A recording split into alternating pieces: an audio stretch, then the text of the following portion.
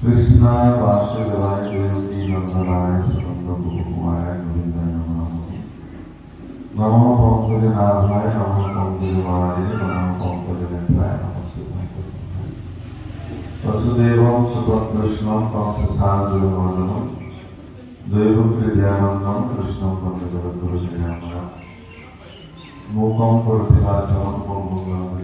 यत्कृपातमहं वन्दे परमानन्दमाधवं वन्दे সমস্ত রচনা বলে আমি ভালো।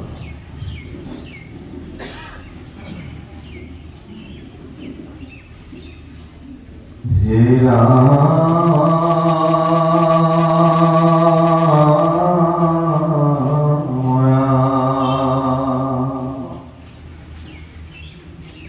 উশিলানি প্রতি তুমি সংশয় দূতনে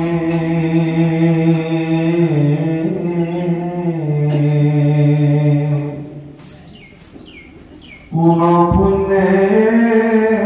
কলির পাতক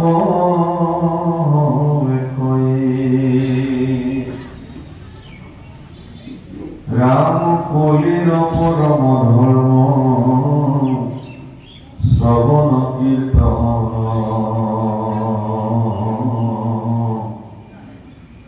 দিলে হৃদয় সিদ্ধান্ত শুনিলায়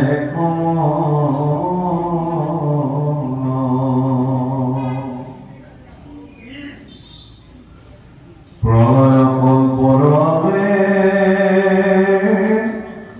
শুনিও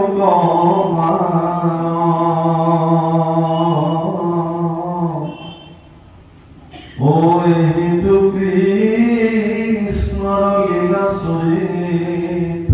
প্রধান হেরা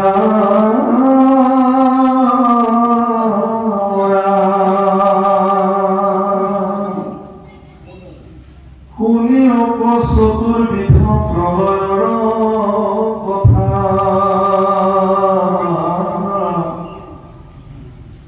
প্ৰথমতে কহু নিত্য প্ৰলয় ব্যবস্থা।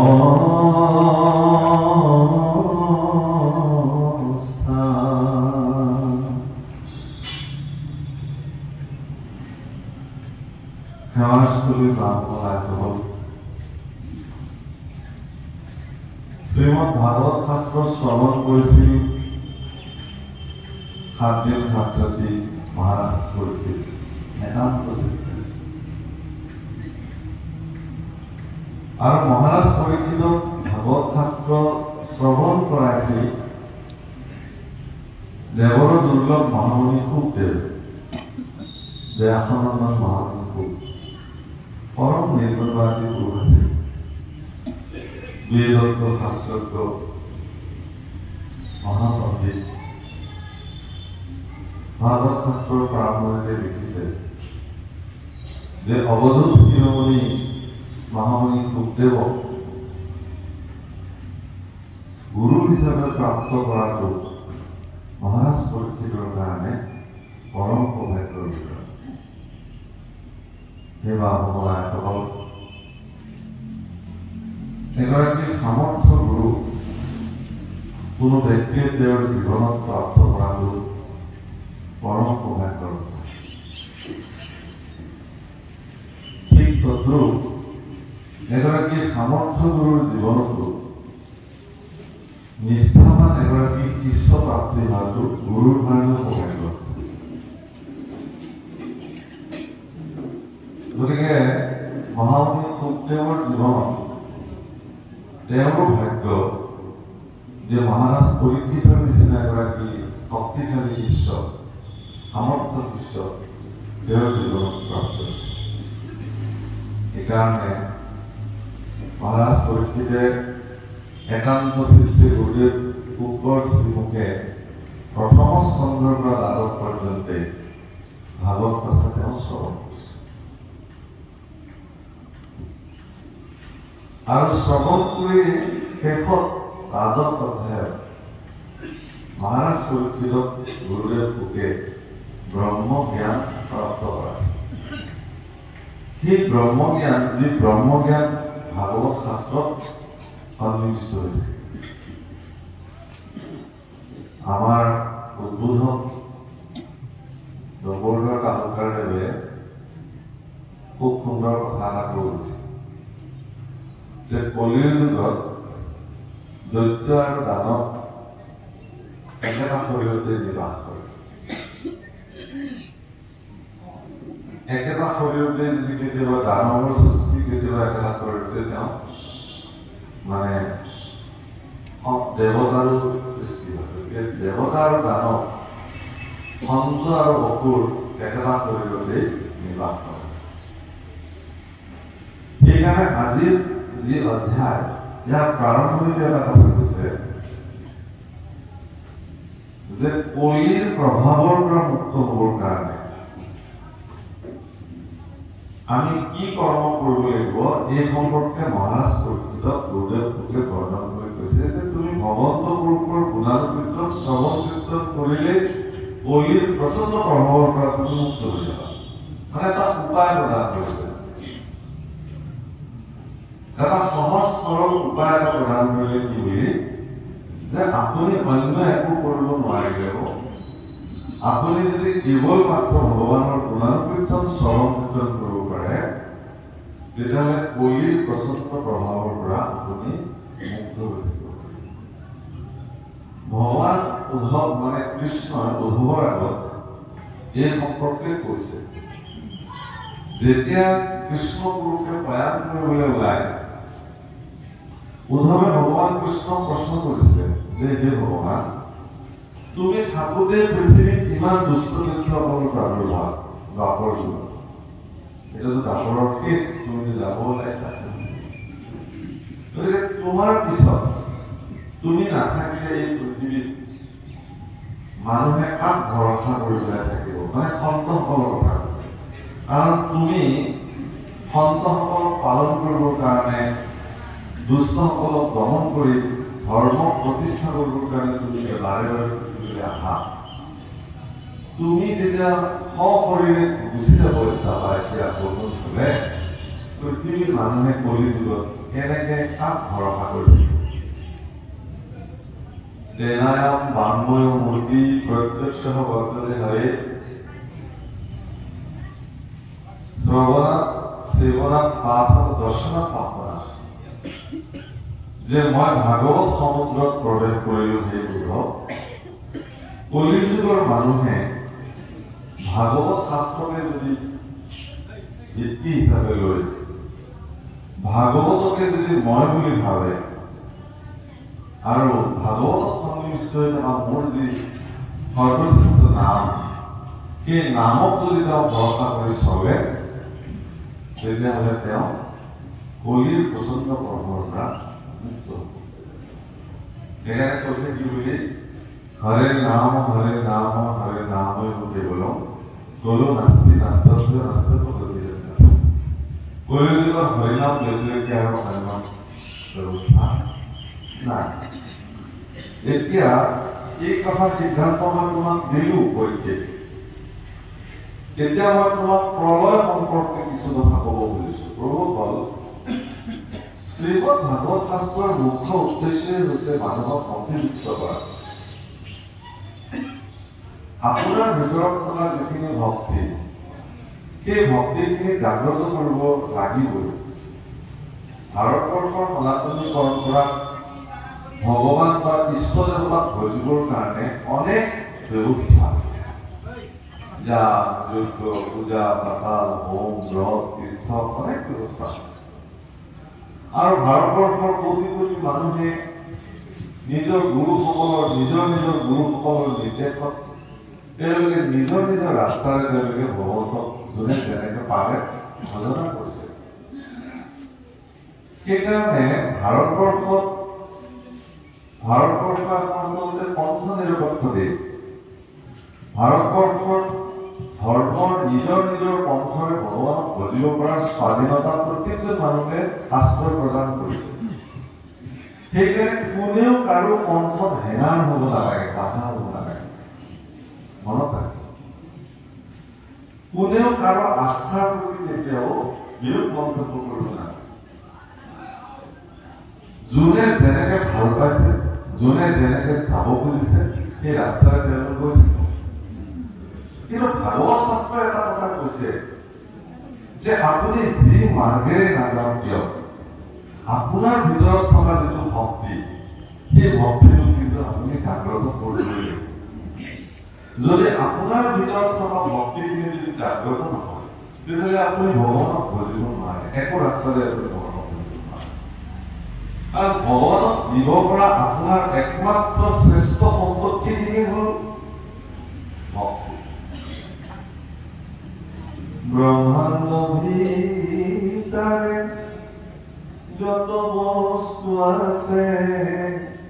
সবেও তোমাকে পাই,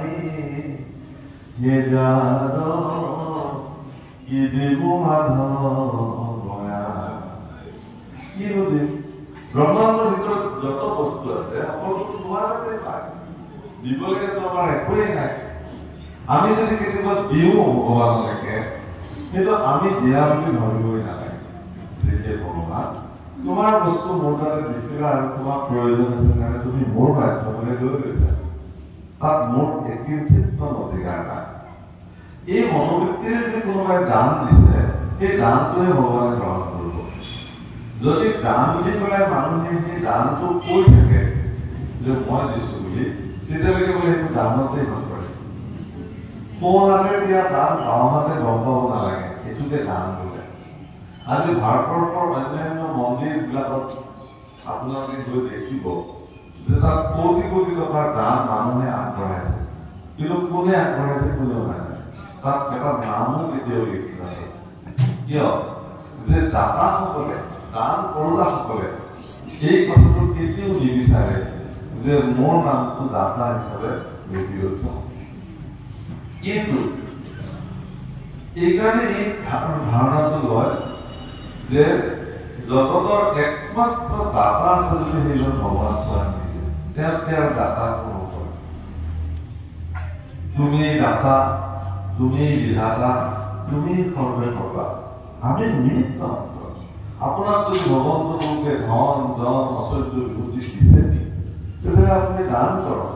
কাৰণ আপোনাৰ সম্পত্তিক ভোগ কৰিব পৰাকে তিনিটা ৰাস্তা আছে। মানুহে এই তিনিটা ৰাস্তাৰ দ্বাৰা মানুহে কি কৰে, নিজৰ নিজৰ সম্পত্তিসমূহ ভোগ কৰে, মানে ব্যৱহাৰ কৰে। তাৰে উত্তম ব্যৱস্থাটো হ'ল দান,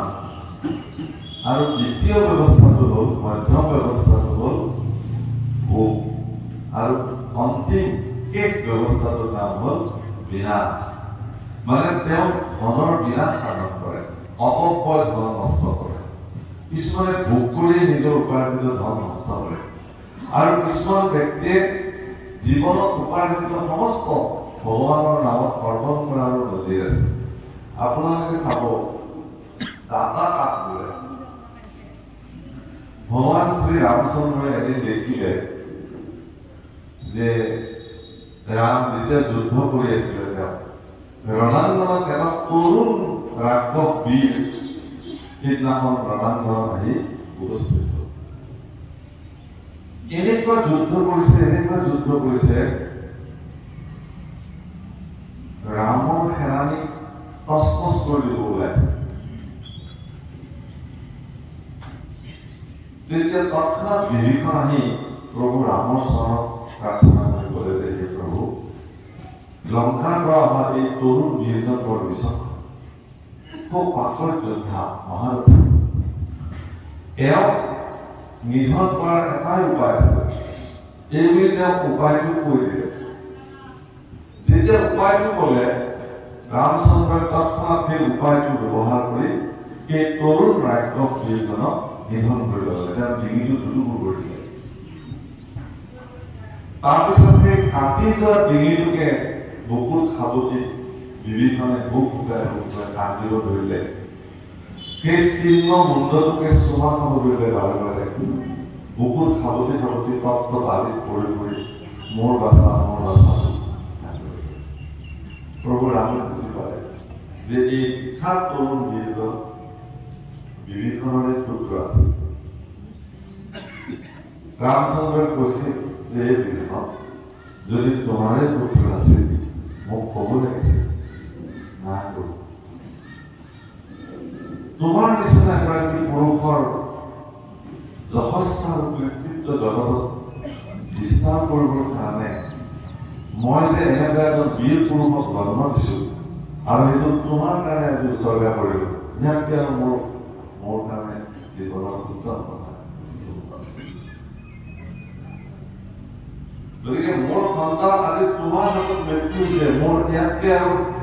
মোৰ কাৰণে আৰু শ্ৰেষ্ঠ উপহাৰ কি হ'ব পাৰে এতিয়া আপুনি ভাবক এইসকল দাতা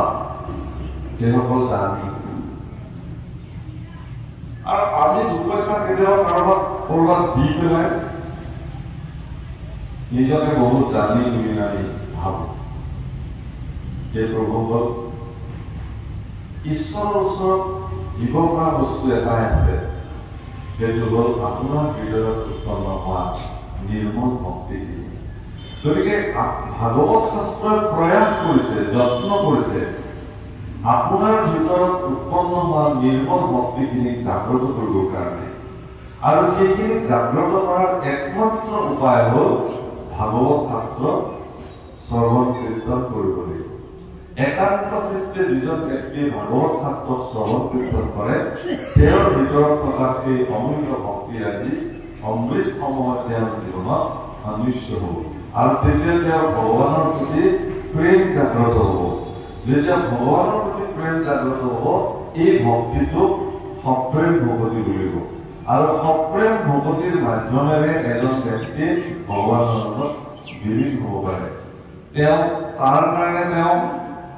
নলাগে ভক্তিত দেৱ নিজৰ কি হইবে নলাগে সমৃদ্ধ শাস্ত্ৰ বিস্তাৰ জানিবে তাৰ কাৰণে তেওঁ বহুত শাস্ত্ৰ জানাৰ কোনো প্ৰয়োজন নাই শ্লোক জনাৰ কোনো প্ৰয়োজন নাই কঠোৰ নীতি পালন কৰাৰ প্ৰয়োজন নাই ব্ৰজাঙ্গনা গোপীসকলে তেওঁলোকে কিবা শাস্ত্ৰ জানিছিল নেকি তেওঁলোকে কিবা নীতি বাখ্যাৰে আছিল নেকি ব্ৰজাঙ্গনা গোপীসকলে একমাত্ৰ সপ্ৰেম ভক্তিৰ মাধ্যমেৰে তেওঁলোকে ভগৱন্তৰ ৰূপক প্ৰাপ্তি কৰিছিল আৰু সেই কথাটোকে খুব ধুনীয়াকে বৰ্ণন কৰিছে তাৰ আগত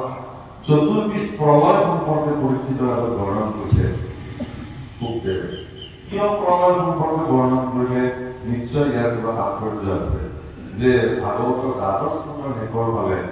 প্ৰলয় সম্পৰ্কে কিছু তথ্য প্ৰদান কৰিছে কাৰণ সৃষ্টি স্থিতি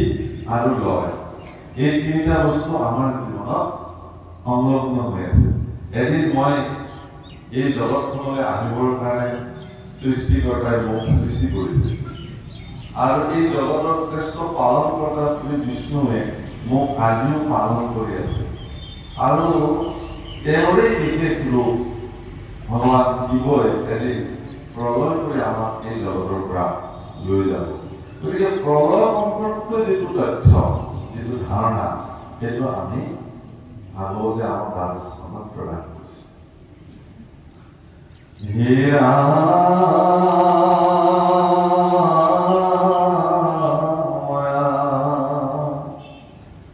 ব্ৰহ্মাদি পৰিযত আছে প্ৰাণী ছয়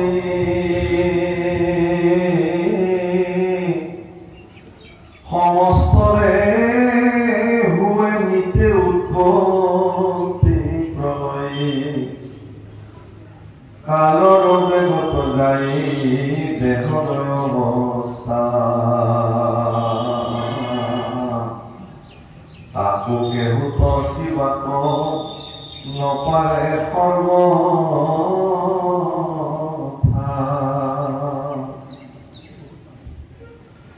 যেন আকাশত চন্দ্ৰে ঊৰ্ধ্বে গতি কৰে তাকলক্ষী বাক নপাদয়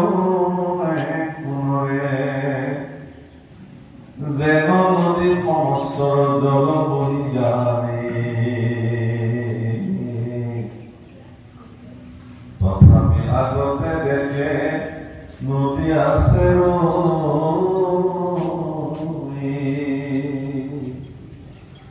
সেইমতে ব্ৰহ্মায়ামী কৰি যত তৃণ সবাৰ পৰিৰক্ষণে ক্ৰমে হয় ভিন্ন পৰম তৎকাল ঈশ্বৰদূতী কহিলো প্ৰলয় নিত্য তোমার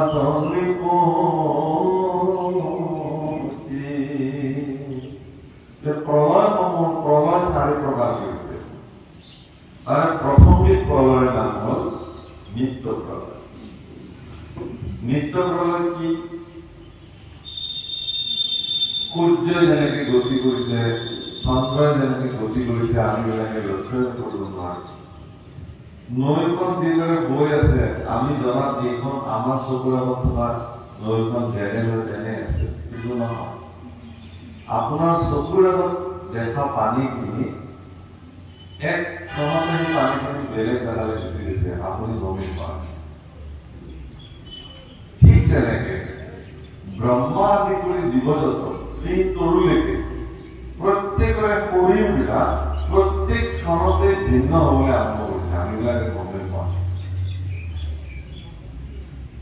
আজি এই মাত্ৰ এটা সন্তান জন্ম হল, সদ্য প্ৰস্ফুটিত সন্তান। চাওঁতে চাওঁতে চকুৰ আগতে এটা দিন পাৰ হোৱাৰ লগে লগে তাৰ ৰূপ বেলেগ হৈ গল, দ্বিতীয় দিনা বেলেগ হৈ গল। কাৰণ কালৰ প্ৰচণ্ড প্ৰভাৱে সেই শৰীৰটো পৰিৱৰ্তন আনি আছে প্ৰতিক্ষণ। এই যে আমাৰ শৰীৰবিলাক প্ৰত্যেকটো ক্ষণে ক্ষণে যে সলনি হৈ গৈ আছে,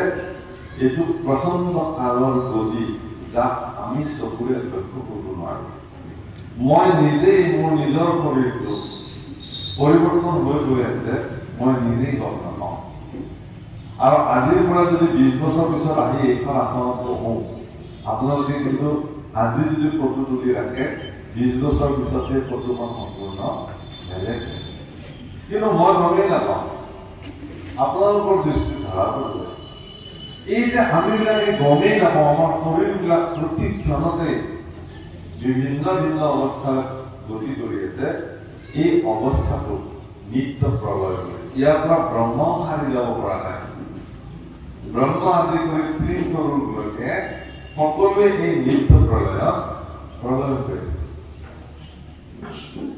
হীৰাম শুনায় নৈমিত্তিক প্ৰলয়ৰ কথা, কতনো কাৰ কৈ জীৱৰ অৱস্থা। চতুৰ্থ হাজাৰ যুগে ব্ৰহ্মাৰ দিৱস, ব্ৰহ্মাৰ দিনত হুৱে মনু চতুৰ্দশ। ৰাত্ৰিও তবে ককাল জানিবা নিশ্চয়, তিনিও লোকৰ হয় নিশাতে প্ৰলয়। 4000 যুগ, 4000 যুগত ব্ৰহ্মাৰ এদিন মানে 4 প্ৰহৰ, মানে ব্ৰহ্মাৰ এক প্ৰহৰত এটাকে 1000কে যোগ কৰিছে। ঠিক আছে, ৰাতিও তেনেকে, তেতিয়াহ'লে 8000 যোগ হ'ল ব্ৰহ্মা। আৰু এই যে ব্ৰহ্মাৰ দিন ৰাতি এদিন, সেই ব্ৰহ্মাৰ এটা দিনত অৰ্থাৎ 24, আমাৰ হিচাপত 24 ঘণ্টা, যিটো ব্ৰহ্মাৰ তেনেকে যদি দিন ৰাতি কৰো, এই ব্ৰহ্মাৰ এটা দিনত 14জন মনুৱে ৰাজত্ব কৰে। অৰ্থাৎ এজন মনুৱে যিখিনি সময় ৰাজত্ব কৰে তাক মন্বন্তৰ বোলে। মন্বন্তৰ সম্পৰ্কে ভাগৱতৰ 33 স্কন্ধত বৰ্ণন হৈছে খুব সুন্দৰ। এনেকে 14জন মনুৱে 14টা মন্বন্তৰ কটায় ব্ৰহ্মাৰ সেই এদিনতে অৰ্থাৎ 3 লোক ব্ৰহ্মাৰ এটা দিনতে সম্পূৰ্ণ বিৰাম হয়, আকৌ সৃষ্টি। এইটো নৈমিত্তিক প্ৰলয় হৈছে।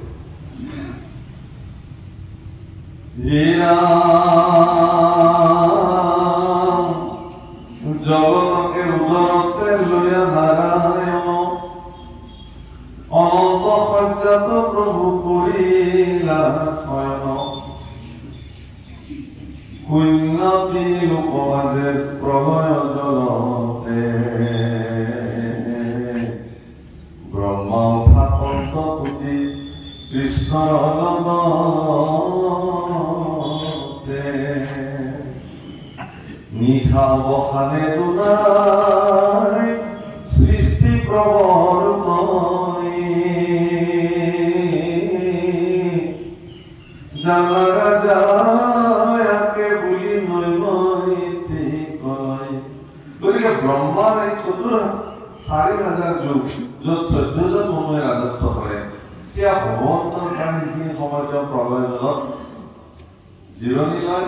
আৰু পোহৰ হোৱাৰ লগে লগে তেওঁ সাৰ পায়, পুনৰ সৃষ্টি আৰম্ভ কৰে। ব্ৰহ্মাও তেতিয়া সাৰ পায়, অৰ্থাৎ তেতিয়া ব্ৰহ্মা পদ্মজনে পুনৰ ভগৱানে সৃষ্টি কৰে, আকৌ তেওঁ সৃষ্টি কৰি পেলাই ৪,০০০ যুগ পাৰ হোৱাৰ পিছত পুনৰ আকৌ প্ৰলয় হ'ব। এনেকে যে নিত্য যিটো প্ৰলয় হৈ আছে, এইটো নৈমিত্তিক প্ৰলয় হৈছে।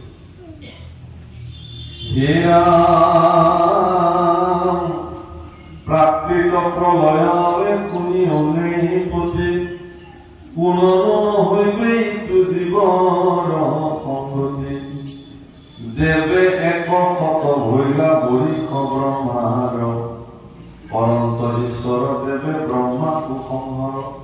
এনেকে এনেকে ব্ৰহ্মাৰ হিচাপত যদি ১০০ বছৰ তেওঁ হৈ গ'ল, সিদিনাখন ব্ৰহ্মাকো ভগৱানে সংহৰণ কৰে, তেওঁৰ কাৰ্যকাল শেষ হৈ যায়। তেওঁ নালাগে, এইটো বেলেগ এজনক ব্ৰহ্মা হিচাপে তেওঁ প্ৰতিষ্ঠা কৰে। সেইকাৰণে প্ৰভুসকল মনত ৰাখিব, ব্ৰহ্মা বা ইন্দ্ৰ এইবিলাক একো পদবী মাত্ৰ। সেই পদবী ভগৱন্ত পুৰুষে একোজন নিৰ্দিষ্ট ব্যক্তিক নিৰ্দিষ্ট সময়ৰ কাৰণে বহুৱাই লয়।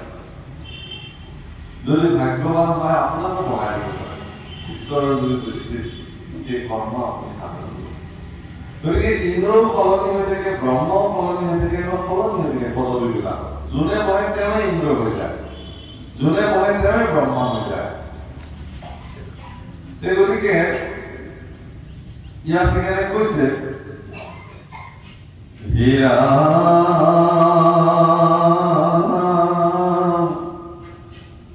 আর পৃথিবী প্রমুখে হবে হুয়া গুণেহীন জাতহন্তে হুয়ে ডুবা তাতে যাইলিন নর হয় কিছু ব্রহ্মাণ্ডর হুয়ে নাথ জগতকে দেন্ত কৃষ্ণে উদৰতে বাস। আৰু ব্ৰহ্মাৰ যেতিয়া প্ৰলয় হ'ল, পৃথিৱীৰ দ্বাৰা একোৱেই নাই, সকলোবিলাক প্ৰলয় জলত বিলীন হৈ গ'ল, ভগৱন্ত পুৰুষৰ উদৰত সকলোবিলাক গৈ সোমাই গ'ল। তেতিয়া একেশ্বৰ তেওঁৰ বাহিৰা জগতত কোনোৱে নাই। আৰ নোহে বৃষ্টি হতে কবলিত পৃথিবীত খাইবে নপায় প্ৰজা হইবে ক্ষুধায় পীড়িত অন্যে অন্যে ধৰি শৰীৰৰ মাংস খাই এই মতে লোক নিৰন্তৰে মৰি যায়। প্ৰচণ্ড আদিত্য ওপৰত তাপ কৰে অনন্ত মুখৰ বনি গজাই তাপ কৰে। ৰাম পাতাল পৃথিৱী দহি ওপৰত আহে সঞ্চৰয় বনিৰ শিখা প্ৰচণ্ড বতাহে অগ্নি সূৰ্যে অধে ঊৰ্ধে ব্ৰহ্মাণ্ড পুদহে জগত কুময় পিণ্ড যেন হুয়া ৰহে মহামেঘে পৰিক্ষয় সতে কবৎসৰ প্ৰলয়ৰ জলে ভৰিলে ব্ৰহ্মাণ্ড ভিতৰ কালৰ বেগত ব্ৰহ্মাণ্ডৰ হুৱে ক্ষয় সাত আৱৰণ অন্যে অন্যে যাইলি লয় পৃথিৱী জলত পথে উদকতে জলত তেজু পথে বায়ুত পৱন আকাশত পথে অহংকাৰত আকাশ গয়া আছে ইন্দ্ৰিয় দেৱতা মন আনন্দত আছে ভিত্তিহীন প্ৰকৃতিক আপুনি মহত দায়ীন ঈশ্বৰৰ লীলাত জগত নাথ হৈ কটাক পথে কোটি কোটি ব্ৰহ্মাণ্ডলৈ পুৰুষ প্ৰকৃতি বৃদ্ধি শূন্য হোৱা থাকে জ্ঞানীজনে প্ৰাকৃত প্ৰলয় গুণে থাকে এইটো প্ৰাকৃত প্ৰলয় কি কৈছে যে সদায় বছৰ মানে বৰষুণ নহব মানুহ খাদ্য শস্য একো নহব মানুহে নিজে নিজৰ মানুহ সমগ্ৰ পৃথিৱীত মানে সূৰ্যৰ এনেকুৱা প্ৰচণ্ড অগ্নি গোটেই পৃথিৱীত পুৰি চাফান হৈ যাব গোবৰ কিন্তু মানে গৰুৰ গোবৰ যেনেকে শুকাই থাকে পথাৰত য'ত জুই লগাই দিলে গোবৰখিনি যেনেকুৱা তেনেকে থাকে নহয় তাৰপিছত সেইটো দিনাখনে আহাৰটো তেনেকে থাকে জুই লগাই দিলো খালি তাত পানী ঢালি দিলে সেইখিনি লগে জুই হৈ যায় তাতো পৃথিৱীখন তেনেকুৱা অগ্নিপিণ্ডত কি সম্পূৰ্ণ জ্বলি কেৱল পৃথিৱীৰ আকাৰটো লৈ থাকিব তাৰপিছত সদায় বছৰ যেতিয়া বৰষুণ হ'ব সেই পানীতে লয় লৈ যাব ইয়াৰ পৰা ডাঙৰ কথা কৈছে আমাৰ যেনেকে 24 কথা শাস্ত্ৰত বৰ্ণন কৰিছে তৃতীয় স্থানত 24 কথা বৰ্ণন কৰিছে বিষ্ণু পুৰাণত পৃথিৱীৰ জন্ম কথা বুলি এটি অধ্যায় তাত 24 তত্ত্ব সম্পৰ্কে বৰ্ণন কৰিছে আৰু সেই 24 তত্ত্বত কি বুলি কৈছে যে প্ৰথমতে পদাৰ্থ দৃষ্টিত মায়া গৰ্ভৱতী হ'ল মায়াৰ পৰা মহত্ত্বৰ সৃষ্টি হ'ল মহত্ত্বৰ পৰা ত্ৰিগুণাত্মকৰ সৃষ্টি হ'ল ত্ৰিগুণাত্মকৰ পৰা আপোনাৰ দেৱতাসকল ইন্দ্ৰিয়সকল পঞ্চকৰ্মেন্দ্ৰিয় জ্ঞানেন্দ্ৰিয় ইত্যাদিবিলাক জন্ম এনেকে পঞ্চভৌতিক শৰীৰটোৰ সৃষ্টি হয় যেনেকে ওপৰৰ পৰা যি ধৰণে এটাৰ পিছত এটাকে সৃষ্টি হৈ আহিছে প্ৰাকৃতিক প্ৰলয়ত তলৰ পৰা ইজনত সিজনত সোমাই যাব সিজনে সিজনত সোমাই গৈ মহত্ত্বত যিদিনাখন বিলীন হ'ব মহত্ত্বত মায়া প্ৰৱেশ কৰিব মায়া গৈ পেলাই ঈশ্বৰৰ প্ৰৱেশ কৰি দিব সকলোবিলাক এইটো প্ৰাকৃতিক প্ৰলয় মহাৰাজ পৰীক্ষিত এই কথাখিনি এইকাৰণেই সুখদেৱে কৈ আছে যে শুনা এই যে তোমাৰ শৰীৰটো তথ্যতে দংশন কৰিব কাৰণ মহাৰাজ পৰীক্ষিতে যিটো প্ৰশ্ন কৰিছিল সুখদেৱক মৃত্যুমুখী লোকৰ কি কাম এই প্ৰশ্নৰ উত্তৰ দিবলৈ যাওঁতে সুখদেৱে পৰীক্ষিতক কৈছিলে যে শুনা তুমি শ্ৰৱণ কীৰ্তন কৰা বোলে ঋষিষা ব্যৰ্থ হ'বনে নাই নহয় তক্ষকৰ যন্ত্ৰণাৰ পৰা মুক্ত হ'ব পাৰে নে নোৱাৰে বোলে নোৱাৰা তক্ষকডাল নেদেখাকে মৰিব পৰা যাবনে নাই গুৰুদেৱ সুখে কিন্তু উত্তৰ দিছিল যে যদি তক্ষকডালে তোমাক দংশন কৰে তুমি দেখিবা কিন্তু তোমাৰ শৰীৰটোক যদি দংশন কৰে তুমি তক্ষকডাল নেদেখা পৰীক্ষিতৰ প্ৰশ্ন হ'ল তাৰমানে গুৰুদেৱ মই বেলেগ আৰু মোৰ শৰীৰটো বেলেগ হেৰা তুমি বেলেগ তোমাৰ শৰীৰটো বেলেগ এই যে তুমি বেলেগ অৰ্থাৎ আপুনি বেলেগ আপোনাৰ শৰীৰটো বেলেগ আপোনাৰ নাম কি তেতিয়াহ'লে আজি যদি একেটা সুদেশৰ নাম কি বোলে মোৰ নাম জোনাল সোণা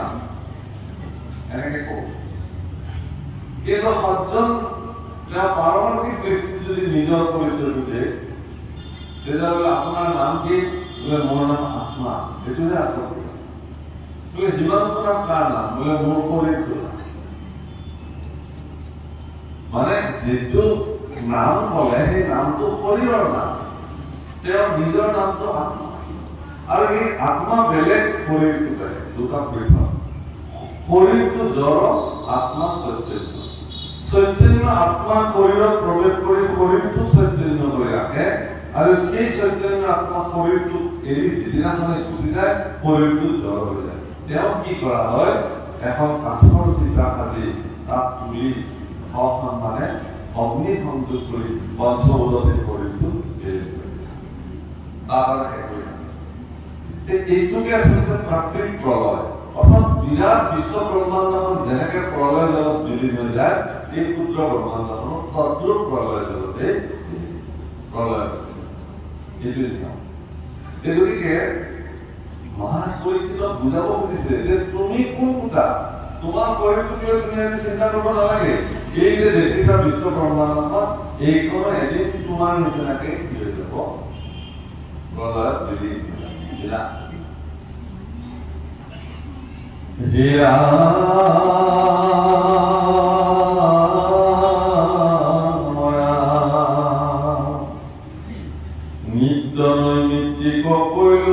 প্ৰাকৃত প্ৰলয় শুনা আত্যান্তিক লয় মহাশয়। তোমাকো তিনিটা প্ৰলয় কথা কোৱা হ'ল। কি কি প্ৰলয় বোলে? নিত্য প্ৰলয়, নৈমিত্তিক প্ৰলয় আৰু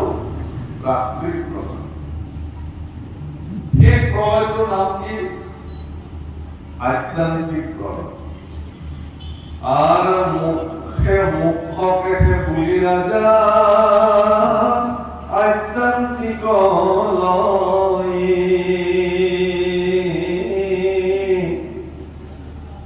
ও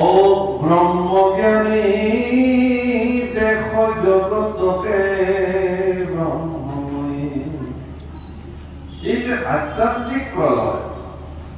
এই প্রলয়টো আসলে যে রাজা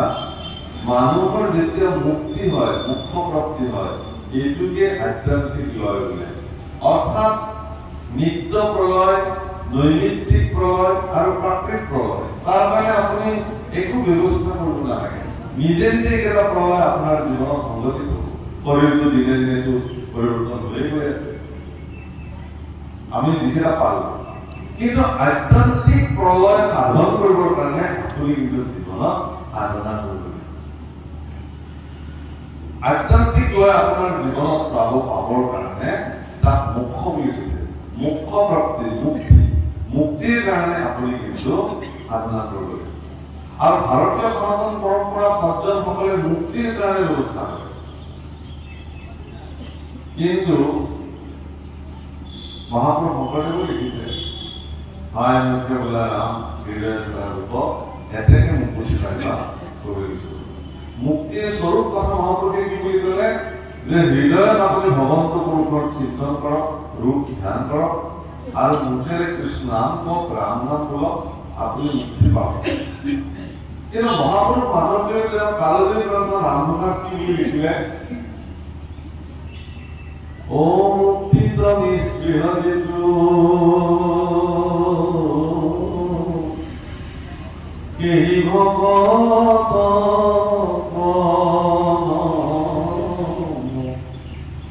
ৰসময় মানুপতি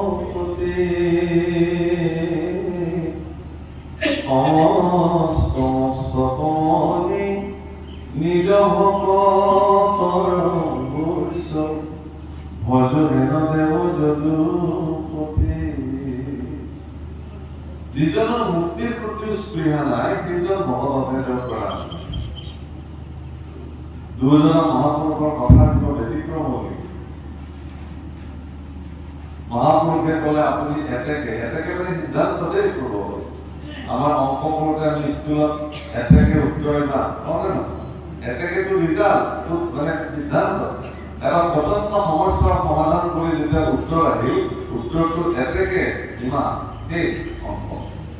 গোটেই জীৱন নামৰ অংকটোৰ সংবিধান মহাপুৰুষে দি থৈলে কি বুলি? যে জটিল জীৱনৰ পৰা আপুনি কেনেকে মুক্ত হ'ব, এতেকে মুক্তি পাইবা, তুমি মুক্তি পাবা। মহাপুৰুষৰ বাণী কেতিয়াও ই শিলৰ ৰেখা। গুৰুজনাই কৈ গৈছে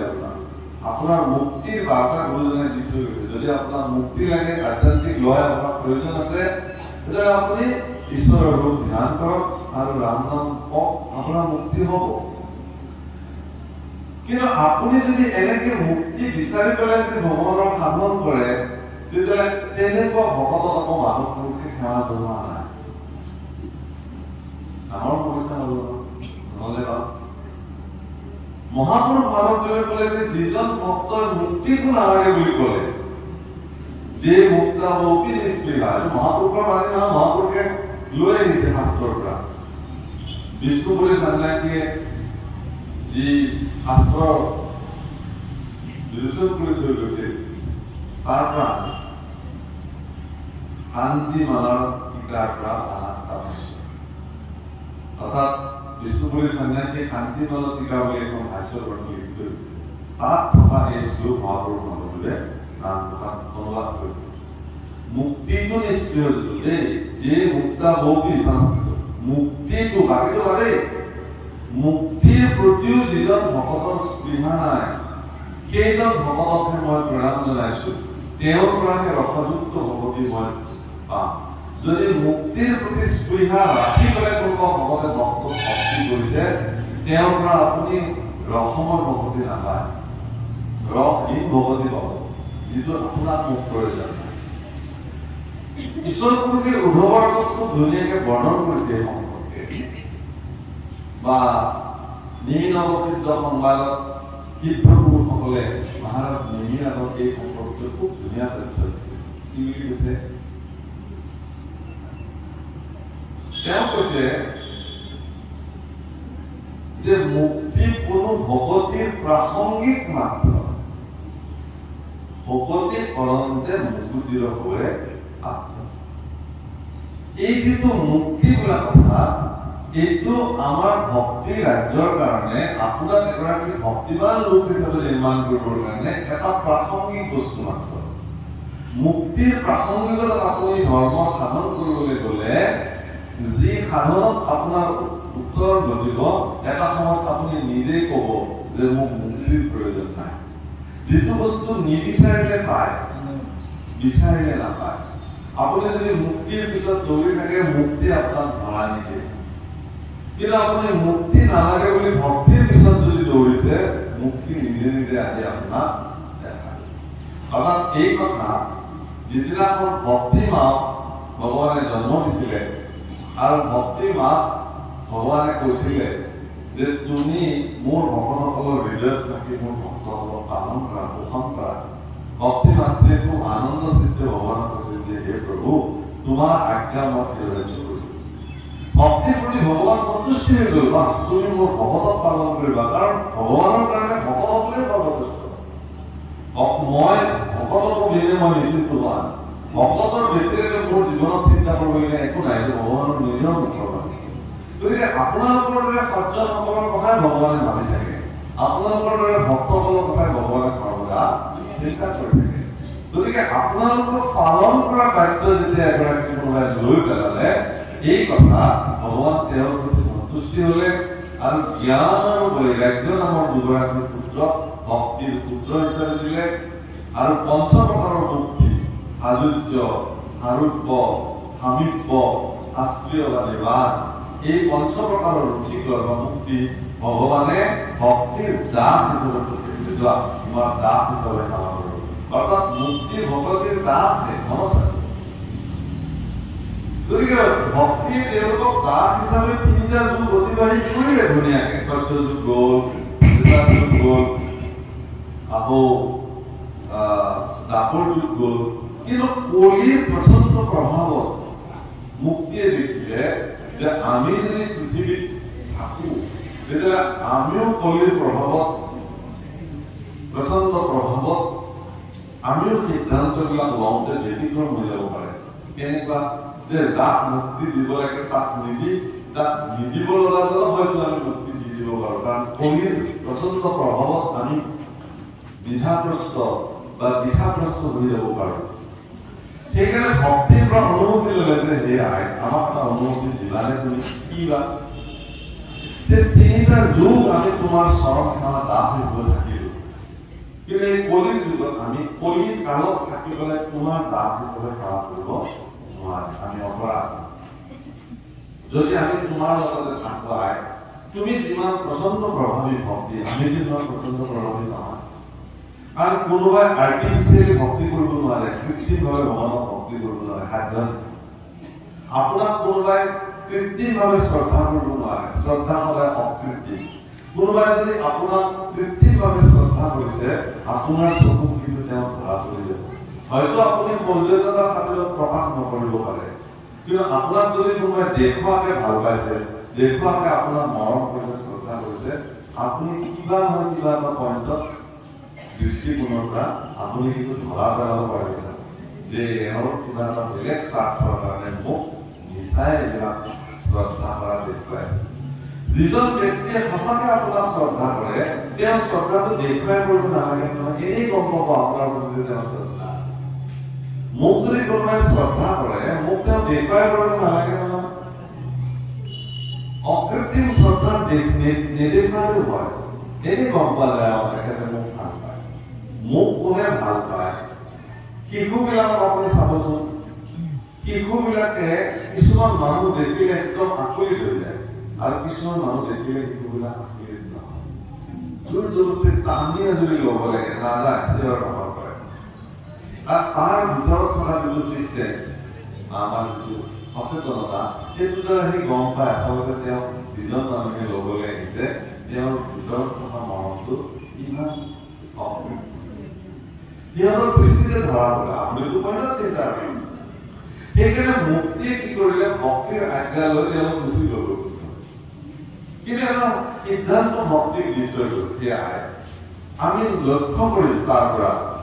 নিৰ্মায়া স্থানৰ পৰা অৰ্থাৎ বৈকুণ্ঠ য'ত মায়াৰ প্ৰভাৱ নাই য'ত কলিৰ প্ৰভাৱ নাই এনেকুৱা এটা স্থানত আমি বহি থাকিম আৰু তাৰ পৰা আমি তোমাক লক্ষ্য কৰিম অকৃত্ৰিমভাৱে যিসকলে ভক্তি সাধন কৰিছে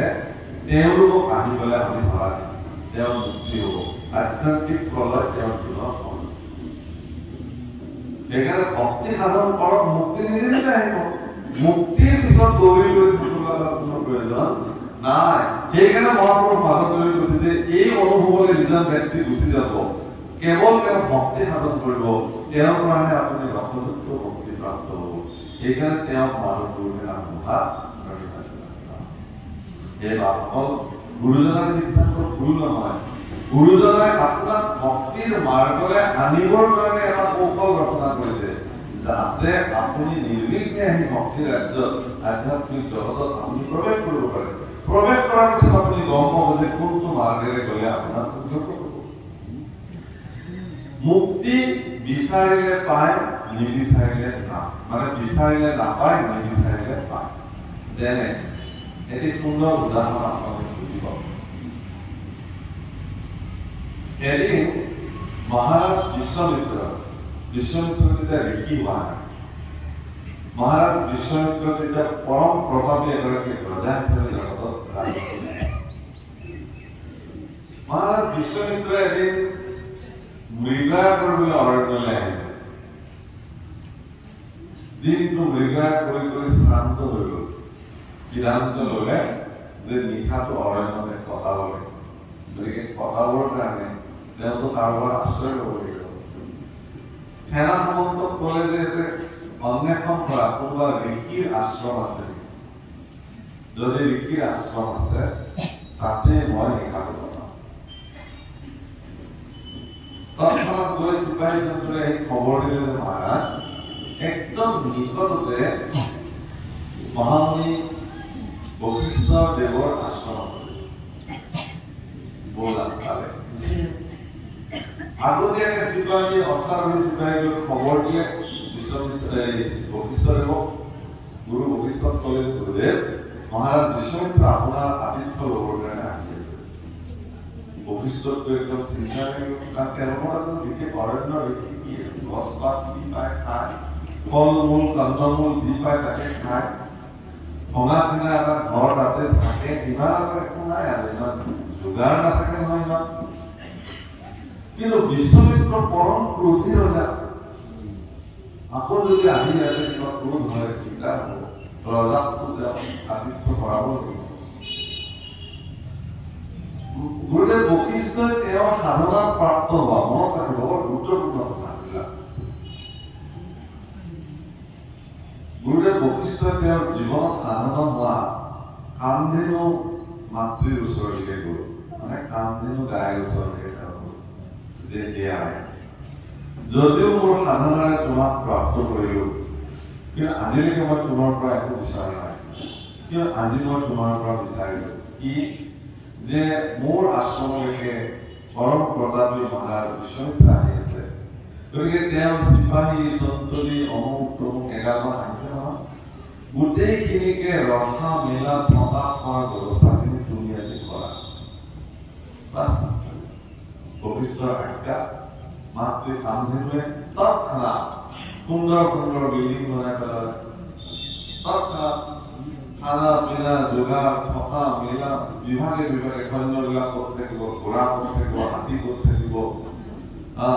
তেওঁৰ সেনাবাহিনী ক'ত থাকিব মহাৰাজ নিজে ক'ত থাকিব তেওঁৰ আলভাৰবিলাক ক'ত থাকিব ইত্যাদি চব প্ৰস্তুত হৈ গ'ল মহাৰাজ বিশ্বমিত্ৰই যেতিয়া আশ্ৰমত প্ৰৱেশ কৰিছে বিশ্বমিত্ৰই চৌপাশে চাই দেখিছে আৰে এইটোতো বৰ বেলেগ ধৰণৰ আশ্ৰম বশিষ্ঠ অৰণ্য কাটি দিছে নিজৰ থকা ঘৰ য'ত থাকিবলৈ দিছে থকা ঘৰটোৰ বিচনাৰ পৰা আৰম্ভ কৰি সকলো দেখিছে যে মোতকেওতো ভাল ব্যৱস্থা মোৰ ৰাজধানীতে ইমান ব্যৱস্থা নাই অথচ এগৰাকী বনবাসী ঋষি এওঁলোকে একোৱেই নালাগে অৰণ্য তেওঁলোকে পাত ফল খাই জীৱন নিৰ্বাহ কৰে বুলি ভিতৰে ভিতৰে গুৰুদেৱে বহুত ডাঙৰ কাম কৰি দিছে নিশাটো কটালে প্ৰাতঃতে তেওঁ উঠি পেলাই গুৰুদেৱ বশিষ্ঠত ক'লে যে গুৰুদেৱ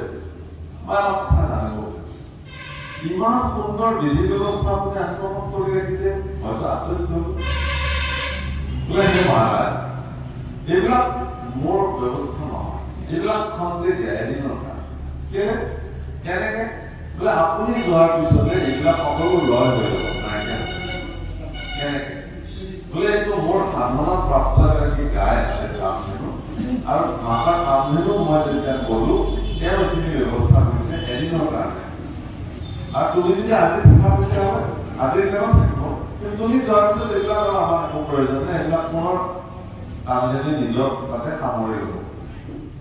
এনেকুৱা গাই আছে মই চাব পাৰোঁ নিশ্চয় দৰ্শন কৰিবলৈ আহিলে কামধেনু আপুনি প্ৰণাম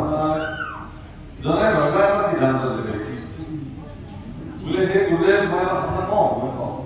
এনেকুৱা গাই আপোনাক কিয় লাগে এইবিলাক আমাৰ ৰাজসভাতে একেবাৰে এনেকুৱা আমাৰ ৰজাবিলাক আমাৰ বহুত বস্তু প্ৰয়োজন যি লাগে আমি আৰু গাই খুজিলে গাই দি থাকিব আমি বহুতবিলাক জীৱন গুৰুদেৱ বশিষ্ঠই বেছিকে হাঁহি মাৰি কৈছিল যে সেই ৰাজজন মানুহে নিজৰ কৃতিত্বৰে যি অৰ্জন কৰে তাতহে তেওঁ ভোগ কৰাৰ অধিকাৰ বেলেগে তাত ভোগ কৰাৰ অধিকাৰ নাই ই শাস্ত্ৰ ইয়াত কামধেনু মই মোৰ জীৱনৰ সাধনাৰে প্ৰাপ্তি কৰিছো তুমিতো কৰা নাই তোমাৰ যদি এটা সাধনা কৰা সামৰ্থ্য আছে তুমি সাধনা কৰি কামধেনু তুমি লৈ লোৱা এই গুৰুদেৱ এইবিলাক আৰু আপুনি ৰজা আমাৰ কি সাধনা কথা আপুনি নিদিলেও মই লৈ যাম মই আপোনাক ৰাস্তাই ৰাখিছো মজুৰি পৰা তুলিবলৈ সুধিছো চিলাই লৈ লোৱা গাইডেন তেতিয়া বশিষ্ঠই ক'লে যে হে মহাৰাজ আপুনি এইটো কথা জনাটো দৰকাৰ যে যি কামধেনুৱে এক ৰাতিৰ ভিতৰত তোমাৰ নিচিনা ৰজাৰ আতিথ্য কৰাৰ সকলো ব্যৱস্থা কৰিব পাৰে সেই কামধেনুৱে কি নিজৰ নিৰাপত্তা কৰিব নোৱাৰিব নেকি তুমি কিমান সামৰ্থ্যশালী ৰজা তোমাৰ সামৰ্থ্যতকে হাজাৰ সামৰ্থ্য কামধেনু তাতে আছে মই যদি ইচ্ছা কৰো সেই সামৰ্থ্যটো তোমাৰ ওচৰত প্ৰদৰ্শন কৰাব পাৰো কিন্তু তুমি লজ্জিত হবা সেইকাৰণে নকৰো গতিকে তুমি যি ৰাস্তাৰে আহিছা সেই ৰাস্তাৰে তুমি ভালে ভালে উভতি যোৱা নহ'লে কিন্তু তোমাৰ কথা বিশ্বমিত্ৰ অহংকাৰী ৰজা আৰে আপুনি এগৰাকী বনবাসী ঋষি মই এইখন ৰাজ্যৰ ৰজা মোৰ অধীনত তোমালোক আছা ৰজাই কিবা বিচাৰিলে তোমালোকে নিদিবা এই বুলি অস্ত্ৰ তুলি ল'লে হাতত তুলি লোৱাৰ লগে লগে ঋষি বিচাৰৰ মতে কামধেনুৰ শৰীৰৰ পৰা লক্ষ লক্ষ সেনা বাহিনী অস্ত্ৰ শস্ত্ৰলৈ প্ৰকট হৈ গ'ল প্ৰচণ্ড যুদ্ধ হ'লে আৰু যুদ্ধ বেছি সময় নালাগিলে বিশ্বমিত্ৰক তৎক্ষণাৎ বন্দী কৰিবলৈ ঋষি স্মৰণ কৰে বশিষ্ঠ যেতিয়া ক'লে হে বিশ্বমিত্ৰ মই তোমাক আগতেই কৈছো তুমিতো মোৰ হাতত এতিয়া বন্দী ইয়াৰ অৰ্থ এইটো যে তোমাৰ ৰাজ্যৰ ৰজা বৰ্তমান মই গতিকে তুমি মোৰ এতিয়া বন্দী কৰিলা ইচ্ছা কৰিলে তোমাৰ বিৰাট সাম্ৰাজ্য মই যি ধৰণে ইচ্ছা কৰি চলাম কিন্তু মই এইটো কাম নকৰো কাৰণ মোক ৰাজভোগৰ প্ৰয়োজন নাই গতিকে মই মোৰ সামৰ্থ্যৰে তোমাৰ ৰাজ্য যি ধৰণে মই অৰ্জন কৰিলো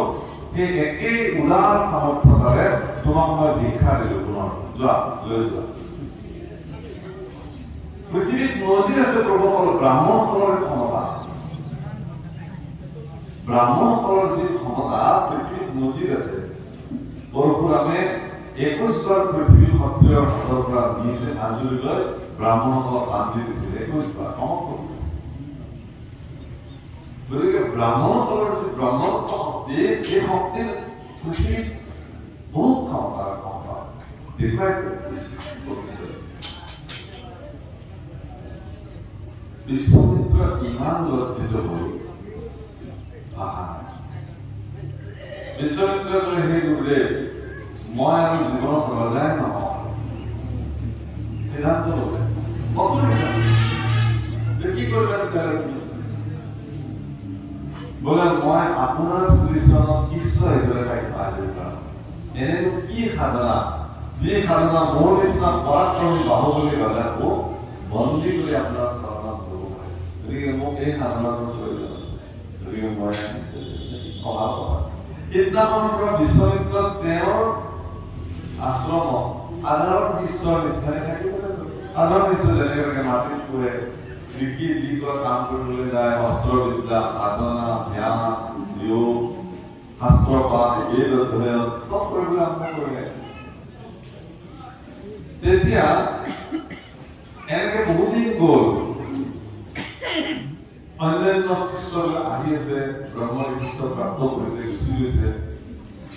কিন্তু বিশ্বমিত্ৰক এৰি নিদিয়ে বশিষ্ঠ মানে তেওঁক ফাইনেল চাৰ্টিফিকেটখন নিদিয়ে যে তুমি হৈ গ'লা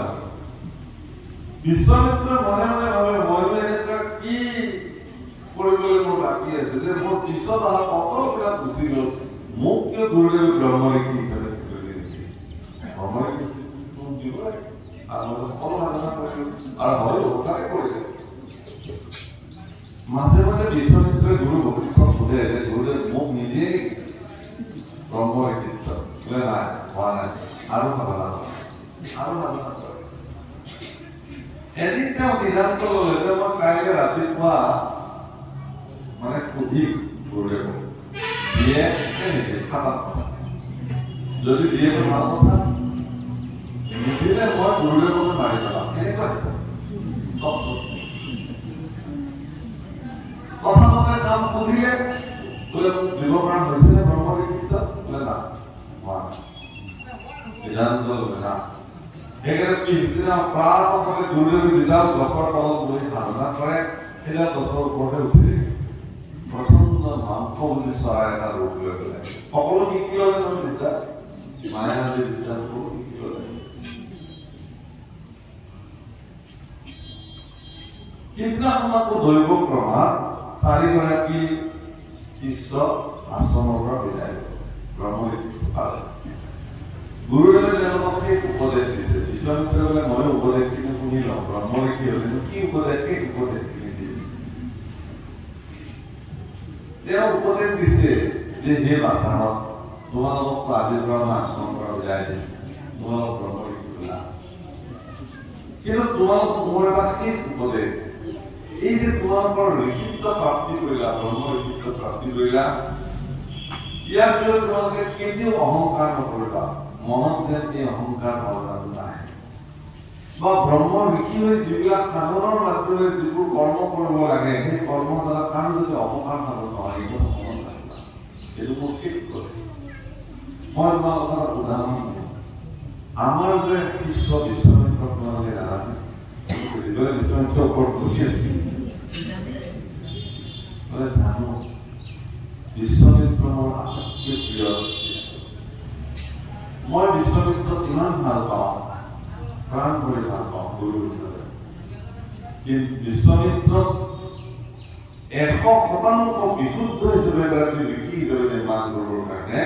মই আজিও লাগি আছো কিহৰ কাৰণে যে বিশ্বমিত্ৰৰ চবফালে পাৰ্গত হৈ গ'ল মাত্ৰ মনত এই অহংকাৰ ভাৱ যে মই ব্ৰহ্মঋষি হ'ব লাগে মই ব্ৰহ্মঋষি কেতিয়াও হোৱা নাই এই মানসিকতাটো তেওঁৰ অন্তৰ পৰা মই খেদাব পৰা নাই কাৰণে মই কাৰণ এনেকে যদি তেওঁ ব্ৰহ্মঋষিত্ব দিলেও তেওঁ পৰিণত ব্ৰহ্মঋষিত্ব নহ'ব মোৰ মনত দুখ লাগিব কাৰণ তেওঁ মুছলিম তেওঁৰ কল্যাণৰ কাৰণে মই বহুত যত্ন কৰি আছো তোমালোকে যে এইটো কাম নকৰা বিশ্বমিত্ৰৰ চকু পানী আহিব মোৰ গুৰুদেৱে মোক ইমান ভাল পায় প্ৰিয় শিষ্যবিলাক গুৰুসকলে খুব খটুৱায় এইটো মনত ৰাখিব এটা কথা যিবিলাক প্ৰিয় শিষ্যবিলাকক গুৰুবিলাক সাংঘাতিক প্ৰমাণ চাব খটুৱাব তেওঁলোকক যিবিলাক কথা পায় যাৰ লগত বেছি অকণমান ইমান পাৰিলে আহিছে সেৱা কৰিছে অভাৱ ইমান পাৰে বিশ্বামিত্ৰই গছডালৰ পৰা জাপ মাৰি নামিলে তুমি ক'ৰ পৰা আহিলা বোলে মই ওপৰলৈ মই সকলো কথা শুনিলো বোলে এইবুলি বুক লুকাই বশিষ্ঠ গুৰুৰ চৰণত ধন্যবাদ জনাই তেওঁ শান্তি কৰিলে কি হ'ল বোলে মোৰ এটি প্ৰাৰ্থনা আপুনি স্বীকাৰ কৰক বোলে কি যে মোক আৰু ব্ৰহ্ম লিখিত ব্ৰহ্ম লিখিতটো বাদেই মোক ঋষি বুলি স্বীকৃতি দিব নালাগে কাৰণ মই ইমান অহংকাৰী মই ইমান ক্ৰূৰ যে মোৰ ইমান অকপ মনৰ গুৰুকে মই হত্যা কৰিব খুজিছো মোৰ নিচিনা মানুহৰ আৰু শিক্ষিত প্ৰাপ্তিৰ অধিকাৰ আছে গতিকে মই নিজ নাজানো মই এনেকে থাকিম তুমি মোক দিবা মোক একো দিব গুৰুদেৱ বশিষ্ঠই ক'লে যে এই মুহূৰ্ততে তোমাক ব্ৰহ্ম লিখিত দিয়া তোমাৰ মুখৰ পৰা মোক ব্ৰহ্ম লিখিত নালাগে এই বাক্যটো শুনিবৰ কাৰণে মই ৰৈ আছিলো তুমি লাগে লাগে বুলি কথা কাৰণে দিয়া নাছিলে আজি যেতিয়া তুমি নালাগে বুলি ক'লা আজি মুক্তিও তেনেকুৱা এজন ভক্তই যেতিয়ালৈকে মুক্তি লাগে লাগে লাগে বুলি কৰি লৈ থাকে মুক্তি তেতিয়ালৈকে ধৰা নিদিয়ে কিন্তু যিদিনাখন ভক্তি সাধন কৰি কৰি কৰি তেওঁ ক'ব যে মোৰ মুক্তিৰ প্ৰয়োজন নাই সেইদিনাখন মুক্তি তেওঁ নাই যিটো জনে যায় নামক সেৱী তাৰ পিছে পিছে ভ্ৰমন্ত হৈ মূৰ্তিমন্ত হৈ পঞ্চ প্ৰকাৰৰ মুকুতি মুকলৈও আপুনি গতিকে আধ্যাত্মিক লয় আপোনালোকে শুনক যে যিজন ব্ৰহ্মজ্ঞানী সমস্ত জগতকে ব্ৰহ্মময় দেখে বুদ্ধি মন ইন্দ্ৰিয় মহত্ব অহংকাৰ ব্ৰহ্ম পৃথক মনে যতে সংসাৰ এই যিমান আজি আমাৰ সন্মুখত ইয়াতে যিমানটো ব্যক্তি হৈছে সকলো ব্ৰহ্মৰ অংশ সকলো ব্ৰহ্মই আছে আত্মাস্বৰূপ যিমান গছ গছনি তৰু তৃণ লতা গুল্ম গৰু ছাগলী কুকুৰ মেকুৰী চব সকলোৱে আত্মগত দৃষ্টি যিসকলে দিব পাৰে ব্ৰহ্ম ব্যতিৰেকে যত দেখে মিছা আন জৰিত উপজে জন মহাসৰ্প জ্ঞান আন্ধাৰত পানী তোলা জৰিদাৰতে সাপ বুলি খুব কোবালে ৰাতিপুৱা যেতিয়া সূৰ্য উঠি পানী তোলা জৰিদাৰহে আছিল মই আন্ধাৰে মুন্ধাৰে পানী তোলা জৰিদাৰতে সাপ বুলি কোবালো জৰিত উপজে জন সৰ্প জ্ঞান এন্ধাৰত যেতিয়ালৈকে আপুনি থাকিব অজ্ঞান এন্ধাৰত থাকিব তেতিয়ালৈকে আপোনাৰ জৰিতে সৰ্প জ্ঞান হ'ব কিন্তু যিদিনাখন কৃষ্ণ সূৰ্য আপোনাৰ জীৱনত উদিত হ'ব আপোনাৰ জীৱনত সূৰ্য উদিত হ'ব জ্ঞান সূৰ্য সেইদিনাখনৰ পৰা আপোনাৰ জীৱনত সকলো আন্ধাৰ